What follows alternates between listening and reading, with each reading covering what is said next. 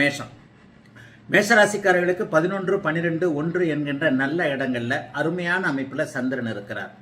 ஒரு நிலையில அந்த வார்த்தையுடைய மிக முக்கியமான பெயர்ச்சி அப்படின்னு சொன்னா 5ஆம் அதிபதியாகிய சூரியன் 4ஆம் இடத்திற்கு போவது ஒரு முக்கியமான அமைப்புன்னு சொல்லலாம். ஆக எல்லா நிலைமைகளும் கொஞ்சம் நல்ல விதமாகவே வெற்றியை கொடுக்கும் விதமாகவே இந்த வாரம் கண்டிப்பாக மேஷராசிக்காரர்களுக்கு உண்டு.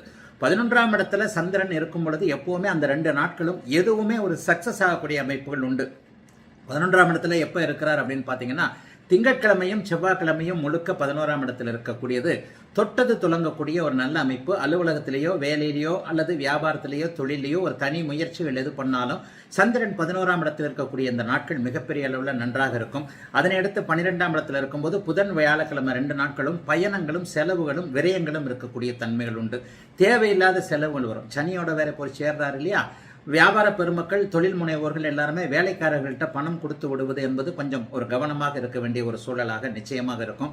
அசுப செலவுகள் என்று சொல்லப்படக்கூடிய மருத்துவ செலவுகளோ அல்லது ஏதேனும் ஒரு நிலையில கொடுத்தே ஆக வேண்டியது, இது திரும்பி வராது, நல்லா தெரியும், என்ன பண்றது, கொடுத்துட்டே ஆகணும் என்கின்ற மாதிரியான அசுப செலவுகள் உண்டு.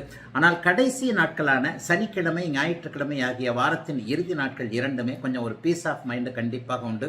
சந்திரன் ராசியில் இருக்கின்ற அந்த காலகட்டத்தில் எல்லா நிலைமைகளிலையும் தொழில் முன்னேற்றம் இருக்கக்கூடிய அமைப்பு, வேலை சார்ந்த விஷயங்கள்ல நல்லவைகள் இருக்கக்கூடிய அமைப்பு, குடும்பத்தில் அமைதி, கணவன் மனைவிக்குள்ள ஒரு ஒருமித்த கருத்து ஒற்றுமை இருக்கக்கூடிய அமைப்பு, இளைய பருவத்தினருக்கு காதலன் காதலி உறவுகள் நன்றாக இருக்கக்கூடிய அமைப்பு என வாரத்தின் 2 இறுதி நாட்கள் நல்ல விதமாக எதிலும் ஒரு குறைகள் எதுவுமே இல்லாத ஓரளவிற்கு எல்லாவற்றையும் சுமூகமாக கொண்டு போகக்கூடிய சுப வாரமாகவே அமைந்திருக்கிறது மேஷத்தினர் எல்லோருக்கும் இந்த வாரம்.